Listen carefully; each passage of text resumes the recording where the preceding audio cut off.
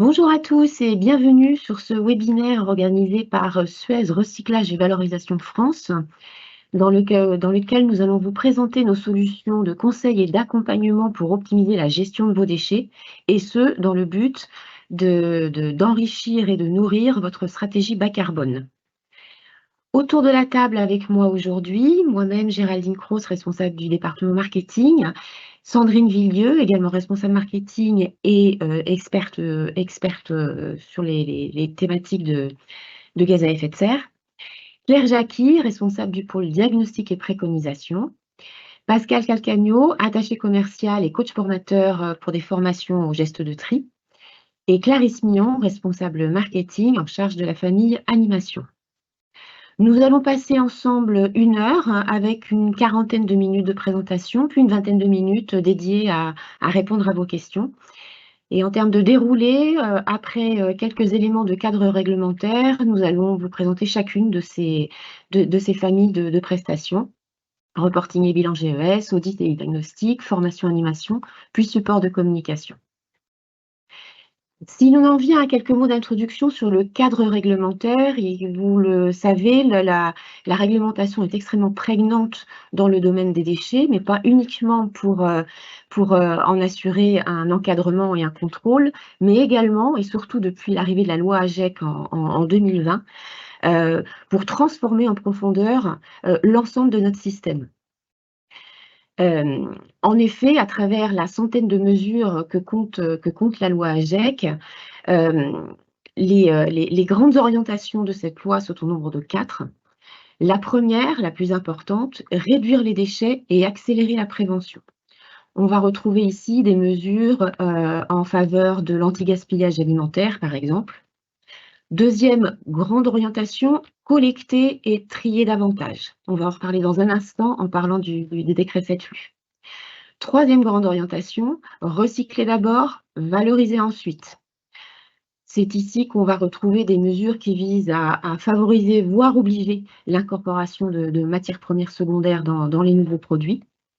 La valorisation énergétique, donc l'incinération, ne devant intervenir que dans un deuxième temps. Et enfin, quatrième et dernière orientation, éliminer en dernier recours. C'est avec ce qu'on constate déjà avec une baisse entamée et qui va se poursuivre des capacités de stockage des déchets dans les installations d'élimination et des contrôles de plus en plus nombreux sur ces installations. Alors, ces grandes orientations, slide suivante, on les retrouve, sont en fait une traduction de l'échelle de l'ANSIC qui hiérarchise les modes de traitement des déchets du plus au moins vertueux. En haut de l'échelle, la prévention. Le déchet n'existe pas puisqu'il n'a pas été produit. En dessous, le réemploi, la réutilisation. Et donc, le déchet n'est pas encore un déchet puisque, avant de le devenir, la matière est réutilisée. Et les 3 derniers niveaux qui sont pour le coup les 3 niveaux qui concernent les déchets. La plus vertueuse, la valorisation matière. Ensuite, la valorisation énergétique, dans laquelle on vient incinérer les déchets, mais récupérer de l'énergie avec cette incinération. Et enfin, les filières d'élimination, que sont l'enfouissement d'une part, et l'incinération sans récupération d'énergie d'autre part. Et vous voyez que plus on monte dans cette échelle, plus l'effort et l'intensité mise sur une bonne gestion des déchets est important. Contraignant, certes, mais également payant en termes d'empreinte environnementale et en termes également de gains budgétaires. Un focus maintenant sur le tri et le décret 7-LU.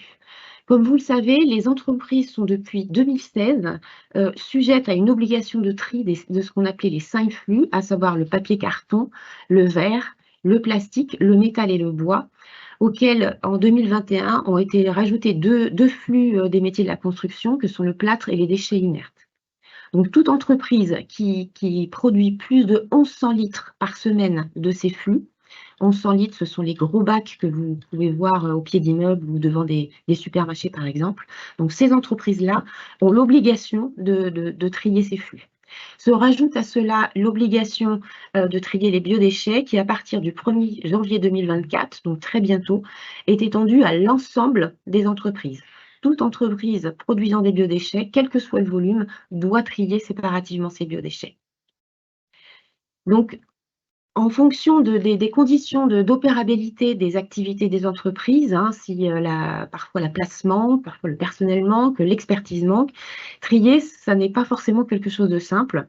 Or, nous sommes là, justement, et notamment, mais pas que, pour vous accompagner sur l'amélioration de votre démarche de tri et environnementale au sens large au niveau de vos déchets, avec 4 familles de solutions Suez for You, que sont d'une part les reportings et les bilans GES, pour vous permettre de piloter votre activité, une famille d'audits et de diagnostics pour faire un constat extrêmement approfondi de votre situation au regard de la gestion des déchets et de vous faire des préconisations d'amélioration, des formations et animations pour accompagner vos collaborateurs et guider le geste de tri pour qu'il soit optimisé, et enfin des supports de communication pour habiller ces consignes de tri et faire en sorte que le tri soit bien réalisé. Nous allons maintenant présenter chacune de ces familles de formation et je vais passer la parole à ma collègue Sandrine Villedieu, qui est notre experte reporting et bilan GES. Bonjour à tous. Donc, les bilans gaz à effet de serre font l'objet d'une réglementation spécifique. Depuis la loi Grenelle 2 de 2010, toutes les entreprises de plus de 500 salariés sont soumises à l'obligation de produire un bilan gaz à effet de serre réglementaire, et ce, tous les 4 ans. La réalisation des bilans gaz à effet de serre permet aux entreprises de se mettre en conformité avec la réglementation, ainsi que de développer leur image éco-responsable. En effet, les bilans gaz à effet de serre sont généralement le bilan des années de l'année précédente et peuvent ainsi être publiés dans le rapport extra-financier. Lors de la réalisation des bilans gaz à effet de serre, nous travaillons sur l'amélioration des filières de gestion des déchets qui vont être étudiées en détail, ce qui va aboutir à la mise en place d'un plan d'action de réduction des émissions de gaz à effet de serre. Suivant. Les bilans concernaient auparavant les scopes 1 et 2, que vous pouvez voir ici. Le scope 1 correspond aux émissions directes, c'est-à-dire aux émissions liées aux consommations énergétiques, comme notamment les carburants, qui vont produire des émissions lors de leur utilisation. Le scope 2, lui, concerne également des consommations énergétiques, mais ce sont des émissions indirectes, notamment liées aux consommations d'électricité, de chaleur ou de froid. Depuis le 1er janvier dernier, le bilan gaz à effet de serre réglementaire a été élargi aux émissions significatives du scope 3, que vous voyez ici. Dans le scope 3, on va retrouver la construction de biens d'équipement, notamment les constructions des bâtiments par exemple, la production des matières premières, les déplacements des employés, mais on peut retrouver également le transport des marchandises, ainsi que la gestion des déchets de l'usine ou du site. C'est ce poste-là qui fait partie du scope 3 qui nous intéresse plus particulièrement. Suivant. Donc, nous avons donc développé 2 types de prestations autour de cette mesure des émissions de gaz à effet de serre de la gestion des déchets d'un site. Donc, première prestation, c'est le reporting annuel des émissions de gaz à effet de serre. Donc, le reporting, vous allez y retrouver toutes les filières détaillées, flux par flux, avec toutes les étapes qui sont parcourues par chacun des flux, avec leur tonnage, les distances parcourues, jusqu'aux exutoires finaux. La méthode de calcul utilisée dans notre outil est reconnue puisqu'en fait on se base sur la méthode bilan carbone de l'ADEME ainsi que sur le protocole EPE.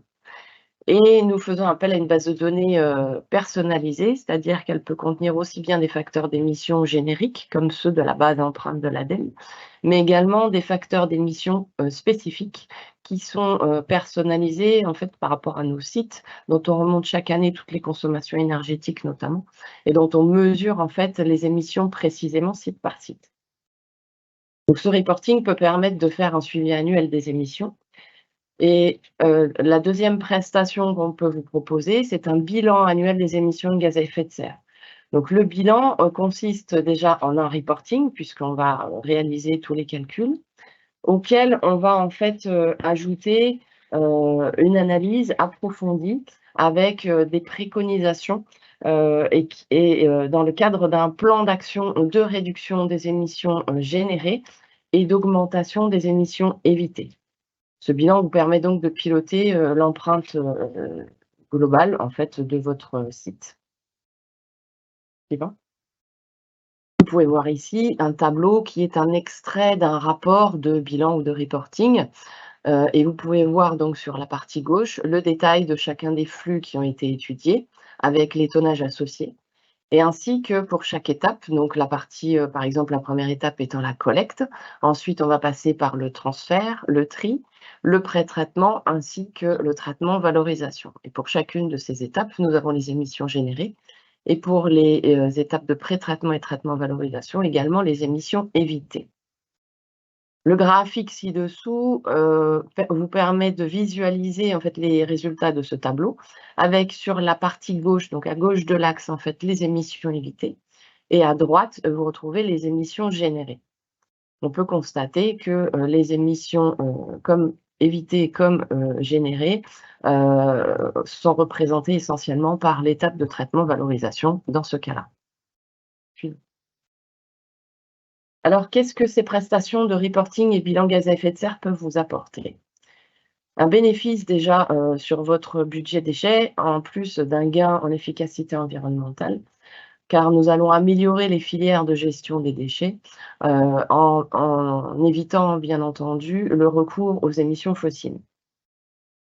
Ensuite, vous allez être en conformité avec la réglementation, puisque vous pourrez publier notamment dans le bilan gaz à effet de serre de votre site au global, le bilan des émissions de votre post-déchet qui fait partie des émissions du scope 3. Ensuite, en montrant les résultats de vos actions mises en place pour la réduction de vos émissions de gaz à effet de serre, vous allez pouvoir renforcer votre image d'entreprise éco-responsable. Et puis, bien entendu, vous améliorez votre empreinte environnementale en mettant en place des actions de réduction de vos émissions générées et en augmentant vos émissions évitées. Merci. Merci Sandrine pour la présentation de cette première famille.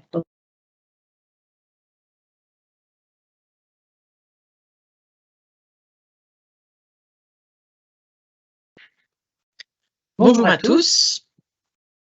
Audit et diagnostic, c'est une gamme de prestations d'audit sur mesure de la gestion des déchets pour répondre aux obligations réglementaires, à vos enjeux financiers et environnementaux, ainsi qu'aux contraintes opérationnelles de chaque site client. Suivante. Audit et diagnostic est une prestation pour vous accompagner si vous souhaitez connaître et respecter la réglementation déchets, augmenter la part de valorisation matière sur votre site, optimiser la performance de la collecte interne et ou externe, réaménager vos zones déchets, améliorer les performances environnementales et enfin accompagner et fédérer vos équipes dans l'amélioration et l'optimisation de votre budget déchets. Nous avons 3 niveaux d'offres dans la gamme audit et diagnostic avec différents niveaux d'analyse et d'optimisation. Nous avons le diagnostic initial, optimisation et performance. Quel que soit le niveau de diagnostic, nous démarrons toujours notre mission par la réalisation d'un état des lieux complet de la gestion des déchets sur le site client, allant de l'entrée des matières premières jusqu'à la sortie des produits finis. Pour le diagnostic initial, nous allons vous proposer un plan d'optimisation qualifié basé sur un nouveau synoptique des flux des déchets. Pour le diagnostic optimisation, nous vous proposons un plan d'optimisation chiffré avec des études de faisabilité technique et financière sur la mise en place de nouveaux équipements ou l'identification de nouveaux gisements, des propositions d'implantation de solutions plus performantes ou des dimensionnements de prestations de services spécifiques ou de parcs à déchets. Quand je parle de prestations de services spécifiques, il s'agit de gestion déléguée, par exemple. Enfin, le dernier niveau est donc le diagnostic performance. Il s'agit d'une mission de conseil sur mesure dans lesquels nous pouvons vous accompagner sur du benchmark de performance de gestion des déchets, des solutions d'organisation qui sont déployables en multisites ou des projets d'ingénierie, mais aussi sur la diminution de production de déchets en réalisant des missions de lean management ou des conduites de projets d'amélioration.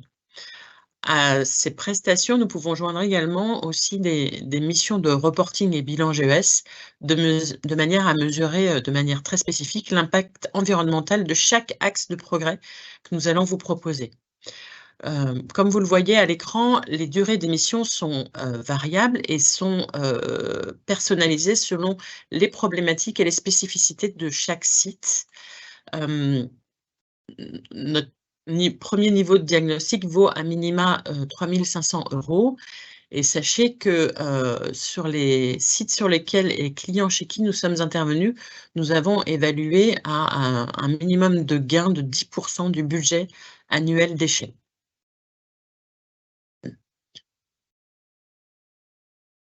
Vous avez sous les yeux un exemple de mission que nous avons réalisée chez un industriel. Notre mission était de proposer une nouvelle organisation en lien avec la construction d'une nouvelle déchetterie par le client. L'ensemble des axes de progrès que nous avons proposés au client lui permettait de réaliser une économie par an de 380 000 € sur son budget déchets et 67 tonnes équivalent CO2 évitées. Ces économies, elles ont été réalisées sur plusieurs axes. Premier axe, l'augmentation du taux de valorisation avec l'amélioration du tri à la source et la réduction d'un budget des déchets non valorisables de 9%. Une réduction du budget des déchets d'activité de soins également. Une optimisation des transports avec la proposition de nouveaux matériels de compaction notamment. Et puis l'optimisation de l'organisation avec la mise en place d'une gestion déléguée. Enfin, en synthèse, la prestation audit et diagnostic, elle vous permet d'optimiser votre dispositif de tri et donc aussi votre budget déchets par le biais d'un constat factuel de votre organisation et des perspectives concrètes d'amélioration. D'analyser votre problématique déchets dans sa globalité grâce à un plan d'optimisation qui est adapté à vos enjeux et à votre activité, et de renforcer votre performance économique, environnementale, mais aussi de la productivité de votre site en bénéficiant d'un rapport d'expertise qualitatif et chiffré. Je vous remercie. Merci Claire. Donc, nous avons vu les deux premières familles de prestations que sont reporting et bilan gaz à effet de serre et audit et diagnostic dans lesquels on descend très profondément dans l'analyse de votre problématique déchets.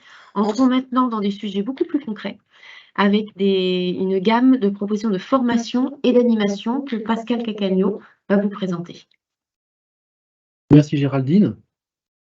Bonjour à tous. Je vais vous présenter l'ensemble de nos offres de formation et d'animation. Notre gamme vient vraiment en parallèle et en complément de ce que mes collègues viennent de vous présenter, car elles peuvent se faire en amont ou en aval d'un audit ou d'un bilan GES. À qui s'adressent nos offres? Elles s'adressent à tous nos clients, aussi bien les petites et moyennes entreprises que les grands comptes, multisites, et cela dans tout domaine d'activité, agroalimentaire, la grande distribution, le monde de la santé. Les objectifs peuvent être variés pour prendre ces formations et animations. Vous pouvez, pourquoi pas, ça peut vous aider à développer votre politique RSE. Vous pouvez, ça peut aussi trouver des moyens pour fédérer vos collaborateurs sur des gestes de tri. Ça peut vous aider à améliorer votre performance globale, améliorer votre image. Cela lors de journées thématiques comme on l'est en ce moment avec les semaines européennes du développement durable, qui sont un bon moyen au cours de l'année d'utiliser ces formations pour créer de l'événement interne. Vous pouvez aussi, pourquoi pas, vous en servir pour l'intégration de nouveaux collaborateurs, pour qu'ils comprennent tout de suite les enjeux du tri sur vos sites. On peut intervenir aussi bien en préventif comme en curatif pour vous aider au quotidien dans votre tri. Slide suivant. Notre gamme, elle est composée de 5 modules différents, tous faits pour des groupes de 10 personnes et se réalisent chez nos clients. Il y a 2 formats, comme vous pouvez le voir à votre écran. Il y a les produits appelés formations, qui ont une durée de 3h30. Tous nos formats de 3h30 sont certifiés Calliope. La certification Calliope vous permet de pouvoir bénéficier d'aide par les opérateurs de compétences qu'on appelle les OPCO, qui peuvent vous prendre en partie ou totalement les frais de formation. Nous avons ensuite les sensibilisations. C'est un format plus court, d'1h30, non éligible à Calliope. L'avantage de nos formations et sensibilisations, c'est qu'elles sont toutes ludiques, participatives, et nous mettons en place des jeux, comme par ici, vous avez en exemple un jeu de cartes où on nous reprend le principe de tri chez nos clients. Slide suivante. Nous avons 3 grandes formations, donc celles de 3h30 qui sont certifiées Calliope que vous avez à l'écran. La première est le tri des déchets, je m'y connais. C'est une formation qui parle des enjeux du tri en 3 grands axes, la réglementation, les filières de tri et un focus sur vos déchets afin de vous la personnaliser au maximum. La deuxième formation de 3h30, elle concerne le domaine du bâtiment. L'objectif est de comprendre les sorties des matières et des déchets liés au bâtiment.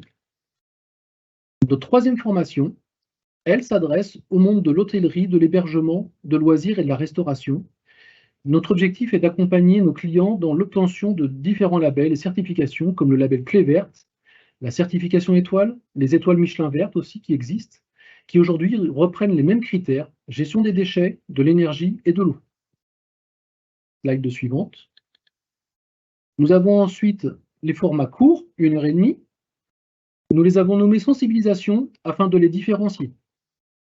Ces sensibilisations, la première est juste la version raccourcie de notre format 3h30 pour coller à des besoins de timing et de présence de vos personnels. Vous ne pouvez pas forcément libérer 3h30 l'ensemble de vos collaborateurs pour une formation, donc ce format répond à ce besoin. Et nous avons aussi une formation dédiée cette fois aux biodéchets afin de vous accompagner sur la loi AGEC avec, à partir du 1er janvier 2024, l'obligation pour tout faiseur de biodéchets à partir de 0 tonnes de déchets de mettre en place le biodéchet. Nous avons cette formation pour accompagner les collaborateurs à comprendre cette formation. Et du coup, je vais laisser la main à ma collègue Clarisse pour la partie animation. Merci.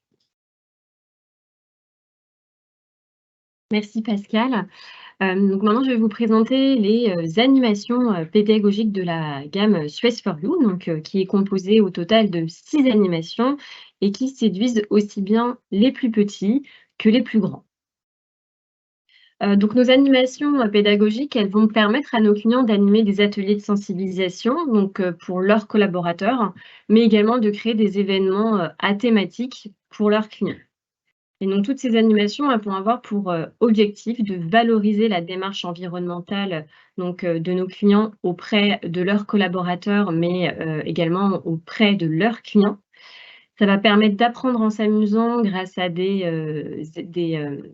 événements pédagogiques et ludiques et de sensibiliser à la thématique de la préservation des ressources naturelles et à l'économie circulaire. Et donc, parmi toutes nos animations pédagogiques, donc en première animation, on va retrouver donc le jeu de loi. Le jeu de loi, c'est une version repensée du traditionnel jeu de loi qui a pour objectif d'apprendre les bases du tri des déchets ménagers.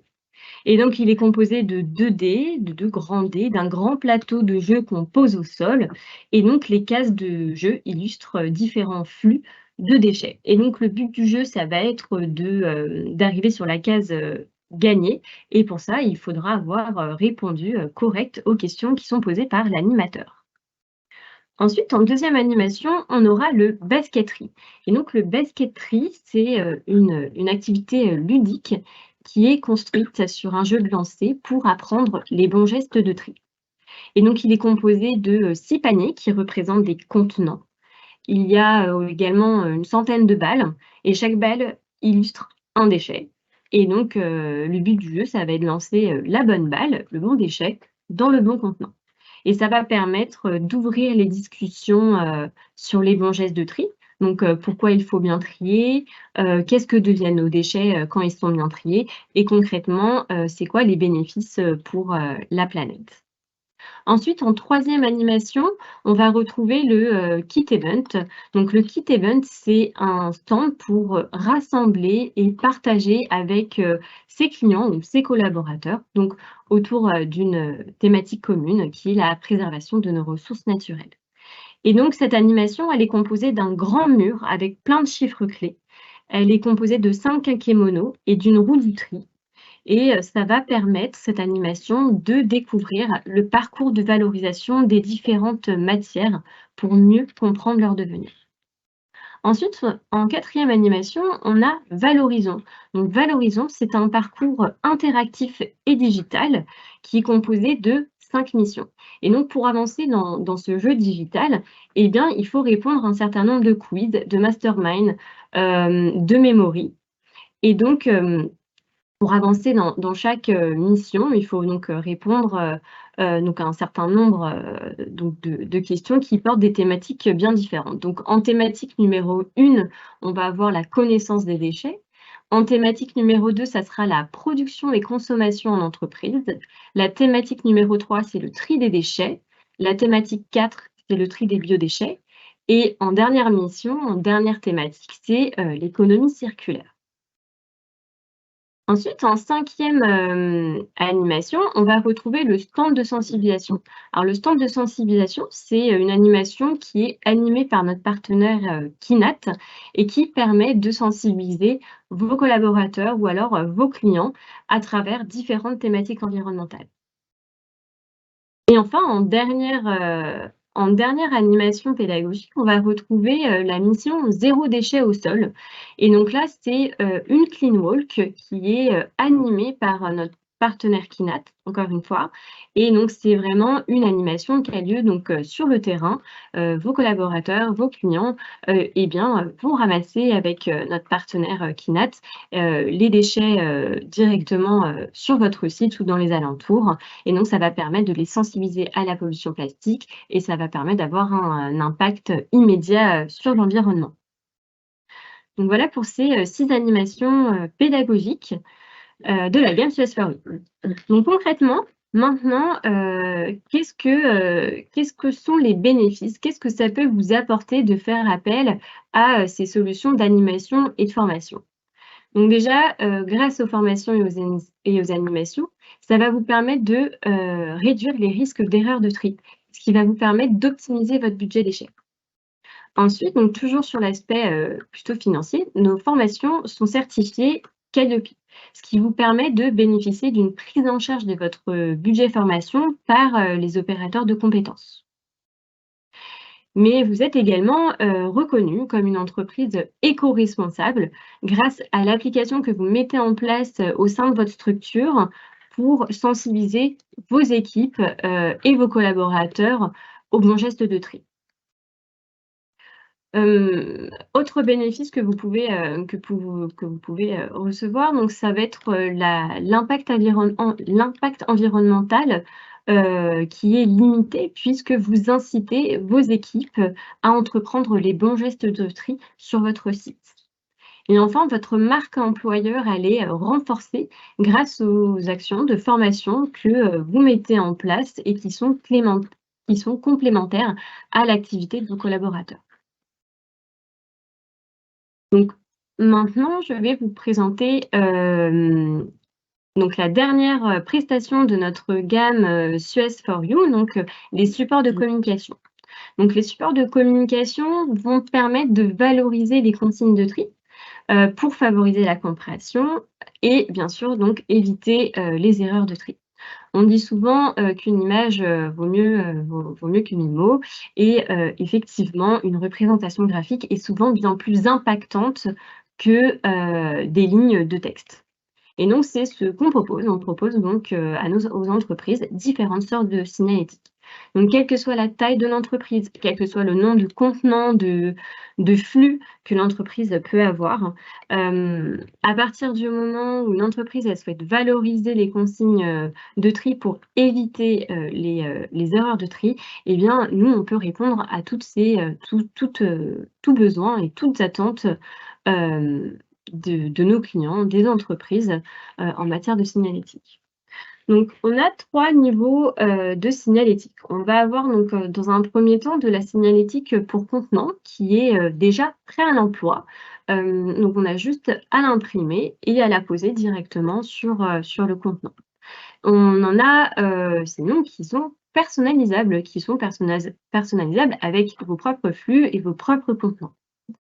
Et enfin, on a donc de la signalétique pour contenant qui est totalement sur mesure, selon vraiment vos attentes et vos besoins. Ensuite, on va avoir de la signalétique pour guide de tri. Donc, on peut vous proposer de réaliser votre propre guide de tri, donc selon vos flux, selon vos contenants. Et bien sûr, on le personnalise. Mais on peut également vous en créer un totalement sur mesure, selon vos attentes et vos besoins. Et enfin, en dernière partie de la signalétique, on va proposer des panneaux pédagogiques. Donc les panneaux pédagogiques qui sont prêts à l'emploi, mais on peut également en créer sur mesure. Et ces panneaux pédagogiques ont pour objectif de faire passer un message et de sensibiliser les usagers du site ou alors les collaborateurs à respecter les consignes de tri et ainsi donc les inciter à adopter un comportement responsable. Et donc, concrètement, cette solution, qu'est-ce qu'elle peut vous apporter? Eh bien, vous allez forcément réduire les risques d'erreur de tri, donc ce qui va vous permettre d'optimiser votre budget déchets. En plus de ça, votre zone déchets devient plus sécuritaire, donc grâce aux erreurs de tri qui seront évitées, ces erreurs de tri peuvent causer des dommages pour l'environnement, mais également pour vos collaborateurs. Et enfin, vous êtes reconnu comme une entreprise éco-responsable par l'implication que vous mettez en place au sein de votre structure pour inciter les collaborateurs de votre site à adopter les bons gestes de tri. Et donc, pour terminer, on va vous présenter quelques références clients qui ont fait appel à notre offre Suez for You. Donc, comme vous pouvez le constater, on voit bien qu'il y a plusieurs clients de tout secteur d'activité. Donc, ça peut être des clients aussi bien sur la partie industrie, donc on a la présentation qui nous joue un petit tour, mais voilà, on a des clients qui sont aussi bien sur la partie industrie, sur la partie agroalimentaire, sur la distribution, mais également de l'enseignement. Donc ce qui prouve bien que cette gamme, elle s'adapte à tout secteur d'activité, à toutes les entreprises, quel que soit le nombre de collaborateurs, le secteur. Voilà, à partir du moment où vous avez des déchets, nous, on est en capacité de vous accompagner dans votre conformité réglementaire, dans l'optimisation de votre budget déchets, dans le pilotage de votre empreinte carbone, et ça, grâce à nos 4 familles de prestations issues de la gamme Suez for You. Merci Clarisse et merci à tous. Donc vous voyez, Suez for You fait même swinguer PowerPoint, donc on espère que ce sera également le cas pour vous. On vous propose maintenant de prendre vos questions et d'y répondre. Alors, on a une première série de questions qui vont concerner notre experte et biodéchets et bilan gaz à effet de serre. Biodéchets d'abord, quelle est la quantité minimale de biodéchets nécessitant leur élimination dans un flux séparé? Exemple, déchets de la salle de pause. Alors, à partir du 1er janvier 2024, tous les producteurs de biodéchets, entreprises comme les ménages, doivent trier séparément et valoriser leurs biodéchets. Donc, à partir du moment où on parle de tous les producteurs, il n'y a pas de seuil dans cette loi. Donc, normalement, dès que vous produisez des biodéchets, même pour les autres déchets, de toute façon, vous devez les valoriser. Enfin, vous devez les trier et les valoriser. Sachez qu'il existe des solutions de pré-collecte. En fait, on ne va pas forcément mettre un gros bac, une grosse poubelle dans la salle de pause, mais par contre, on dispose de contenants de pré-collecte qui vous permettent de rassembler une quantité suffisante après, et donc vous allez ensuite aller les vider dans vos bacs à déchets. Voilà.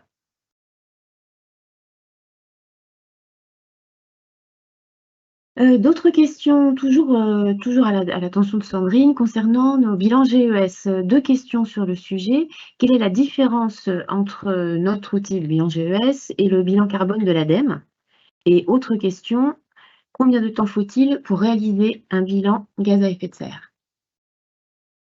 Alors, Le bilan carbone de l'ADEME, c'est donc une méthodologie et un outil qui en fait consiste à faire le bilan des émissions de toutes les activités d'un site. Donc vous avez aussi bien le scope 1, le scope 2, le scope 3 avec tous les postes qui y sont représentés, dont le poste déchet.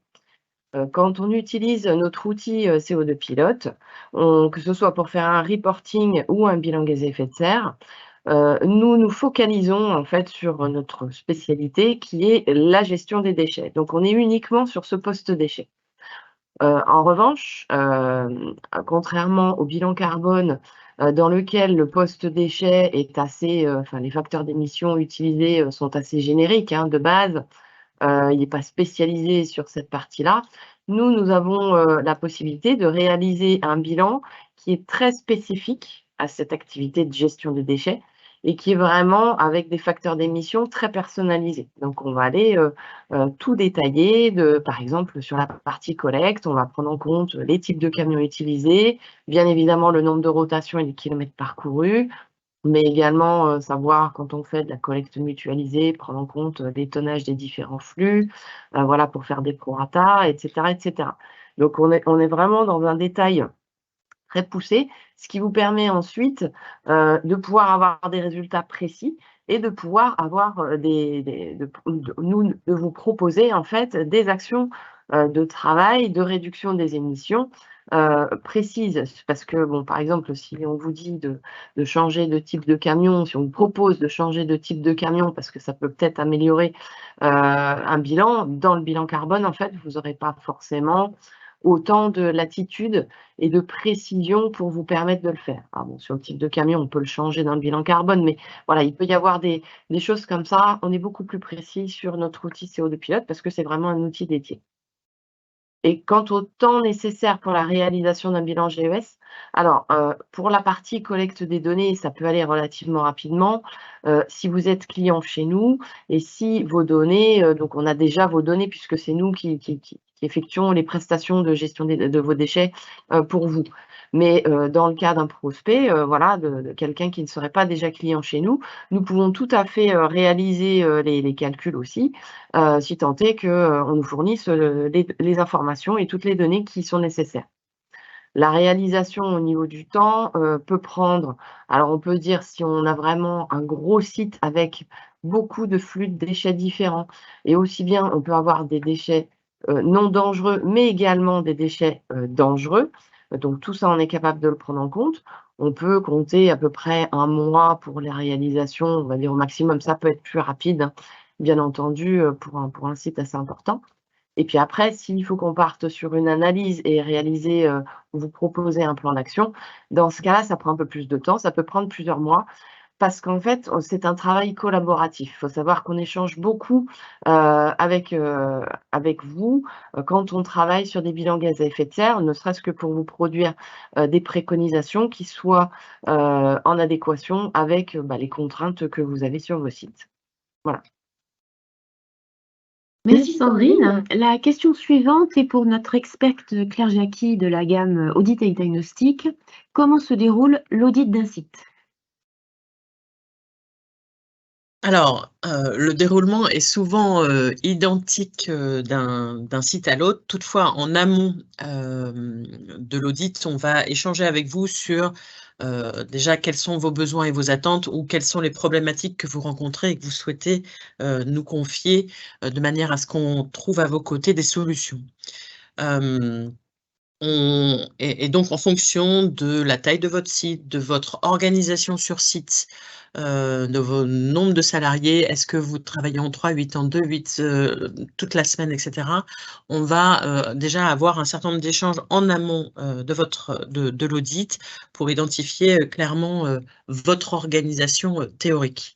De là, on va identifier le nombre de jours nécessaires à passer sur votre site. C'est à minima 1 jour, mais ça peut être 2, 3, voire 10, 15, selon les problématiques à étudier. Nous démarrons toujours notre diagnostic terrain par un échange, des interviews, des entretiens avec l'ensemble des interlocuteurs concernés par les déchets. Ça va du directeur d'usine, de site, responsable d'exploitation, les responsables maintenance et aussi quelques opérateurs du quotidien. Et ensuite, nous allons faire notre diagnostic, cette fois-ci réellement terrain. Et comme je le disais précédemment, l'objectif pour nous, c'est vraiment de bien comprendre votre process de production de déchets à toutes les étapes de votre organisation et souvent de l'entrée des matières premières à la sortie des produits finis. Et là, on va aller regarder l'ensemble des lieux de production de déchets, des contenants de tri, votre signalétique associée, votre méthode de management, de pilotage des déchets sur l'ensemble de cette chaîne. Et enfin, on va finir toujours notre diagnostic et où chaque journée de diagnostic, lorsqu'on a un diagnostic qui prend plusieurs jours, en faisant un débrief à chaud pour revalider l'ensemble de vos besoins et de vos attentes et déjà partager avec vous un certain nombre d'axes de progrès qu'on aura identifiés sur le terrain. Voilà. Merci Claire. On change complètement de registre pour retourner vers les sensibilisations et les formations. Et cette question est donc, va donc être adressée par Clarisse, qui va nous expliquer. Alors, la roue du tri, elle sert à montrer, à mettre en avant ce qu'un déchet deviendra quand il sera recyclé. Voilà, vous avez donc le pictogramme déchet qui est affiché sur la roue, et puis ça vous montre quand il est bien recyclé, qu'est-ce qu'il peut devenir. Très bien. Pour ne pas les prendre dans l'ordre, quelqu'un nous demande comment contacter un commercial pour réaliser des formations sur site. Nous vous avons donné une adresse mail de contact que vous êtes absolument certain qu'elle est regardée régulièrement et qu'elle va être adressée.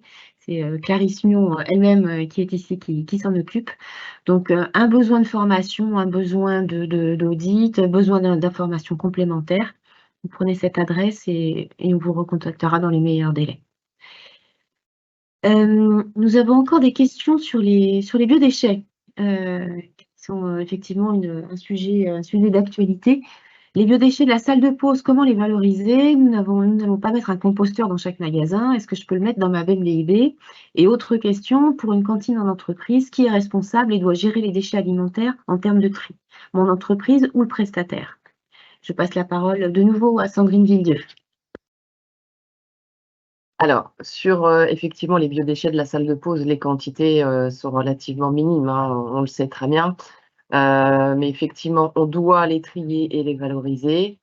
Alors, si vous avez un peu d'espace, vous pouvez effectivement mettre en composteur, voilà, parce que c'est une solution qui permet pour des petites quantités de faire de la valorisation en plus in situ, donc d'éviter la partie collecte, l'étape de collecte. Alors, vous ne pouvez pas les mettre en place dans votre BNDIB, ça justement, c'est l'inverse du tri. Donc, normalement, vous ne pouvez pas les mettre en place dans votre BNDIB.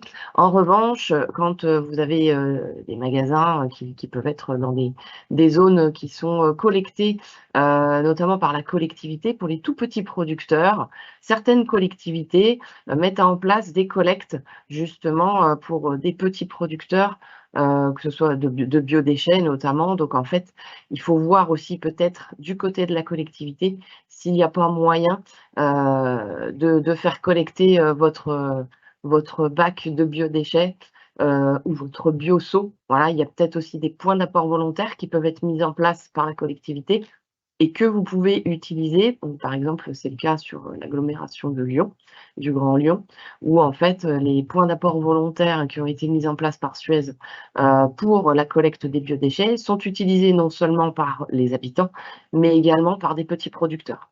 Voilà, donc des petites entreprises qui vont produire des biodéchets. Évidemment, il ne faut pas avoir des tonnages de biodéchets importants, puisque là, dans ce cas-là, c'est sûr que c'est une solution qui ne conviendra pas non plus. Alors, je vais passer à la deuxième question. Donc, pour une cantine en entreprise, qui est responsable? Alors, et qui doit gérer les déchets alimentaires en termes de tri, tout dépend de votre contrat avec votre prestataire. Vous, entreprise, vous êtes responsable de la production des déchets. Donc, les biodéchets sont produits sur votre site. Si vous avez un prestataire, soit vous intégrez dans le contrat du prestataire la gestion des déchets, soit pas, mais à partir du moment où vous mettez en place, vous, un dispositif de tri, le prestataire, contractuellement, doit être obligé d'utiliser le dispositif et ne peut pas ne pas faire le tri. Voilà. Donc, voilà, c'est contractuellement, il faut mettre ça en place avec votre prestataire. Mais vous êtes responsable de toute façon de la production.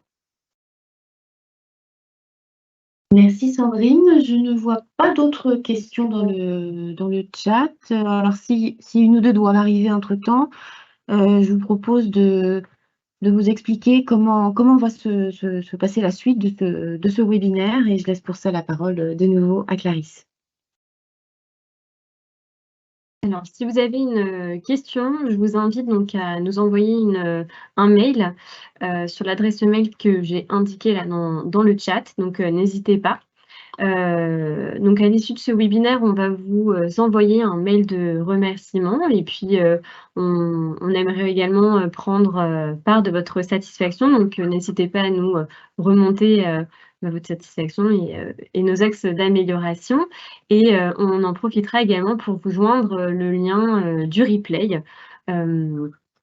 Et également à notre page web Suez avec tous nos webinaires dessus. Donc, vous pourrez également accéder au replay des précédents webinaires.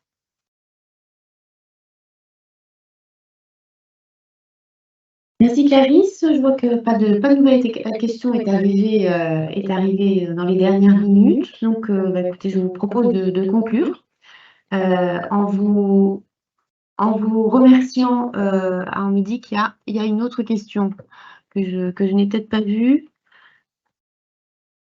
Le président, là, je l'ai vu. Est-ce que les solutions ne portent que sur la partie déchets? Est-ce que vos solutions ne portent que sur la partie déchets? Désolée, je n'avais pas vu celle-là. Alors oui et non, ça dépend des solutions dont on parle. Mais en même temps, on est chez Suez. Suez, c'est deux grands métiers, c'est les déchets et l'eau. Donc si vous arrivez avec une problématique globale, on sait l'adresser d'une manière ou d'une autre. Mais effectivement, Suez for You est plutôt dédié sur les déchets. Si ce n'est que pour certaines formations, on approche le sujet de manière plus globale, sur la gestion économe des ressources au sens large.